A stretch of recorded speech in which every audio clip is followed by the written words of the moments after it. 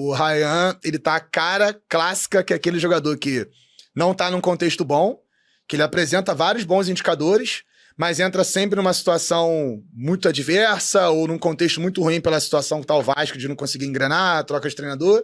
E aquele cara clássico que em algum momento a torcida ou um treinador perde a paciência, o cara sai do Vasco, aí ele vai para um contexto arrumadinho, chega nesse contexto arrumadinho, sobe. 28 gols no ano, sabe? Então é um cuidado, é um Gabriel cara que... Peck, 40 participações diretas em gols na temporada passada da MLS. Então assim, é um cara que eu acredito, espero que a torcida tenha muita paciência pra ver esse moleque. Não tem, mas que tenha muita paciência pra ver ele num contexto bom. Porque ele, num contexto ruim, ele tá conseguindo entregar alguma coisa.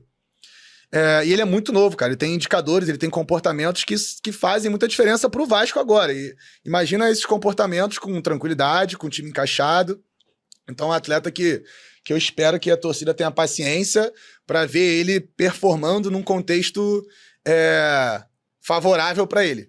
Porque o moleque tá tendo que... O moleque subiu numa crise, querendo ou não, subiu nesse contexto confuso, muito novo, mas joga bola. Qual contexto no Vasco não foi confuso nos últimos 10 anos? Muitos anos.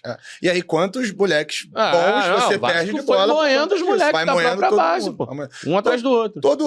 Acho que todo clube carioca tá com um problema muito grande na base nesse sentido. O Flamengo tem um time titular absurdamente de alto nível, todo mundo, todas as peças do elenco.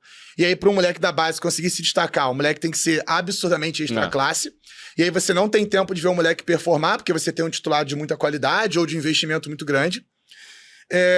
O Fluminense coloca... o Fluminense valoriza muito Xerém. O Fluminense não valoriza Xerém. O Fluminense usa Xerém como desespero, porque não tem como montar um bom elenco, que aí tem que recorrer a Xerém.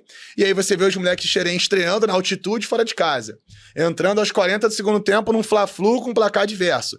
Então tu vê os moleques de Xerém entrando em situações completamente adversas também.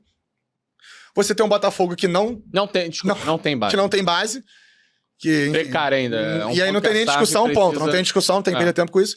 E você tem um Vasco que a torcida várias vezes vai moendo o moleque que tá entrando de novo. Há 10 anos que o Vasco tem uma situação completamente diversa para qualquer moleque que surge ali.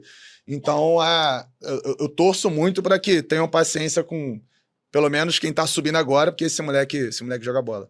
Eu também acho o Ryan excelente jogador. Eu costumo dizer que ele tem o perfilzinho da Europa, né? E se encaixa também no que eu falei. É forte, é veloz, mas a finalização deixa muito a desejar. Eu acho que tem uma questão de idade, mas também não sei se ele vai ser um grande finalizador, não. Mas aí é a questão que eu falei. Isso, não precisa. Olha o cuidado que eu tenho que ter. Aí é uma questão parecida com a do Vinícius Júnior. Olha só, prateleiras completamente diferentes. Mas de apresentar vários comportamentos e movimentação, como ele busca, como ele encontra o espaço, e aí fazer um ajuste no que é o principal, que é a finalização, é encontrar o melhor momento, identificar se a finalização tá ruim porque o apoio não tá certo, se o perfilamento dele na hora do domínio ali não é o melhor domínio, melhor domínio orientado. Então é encontrar esse ponto para trabalhar em cima desse ponto, que ele apresenta vários bons comportamentos.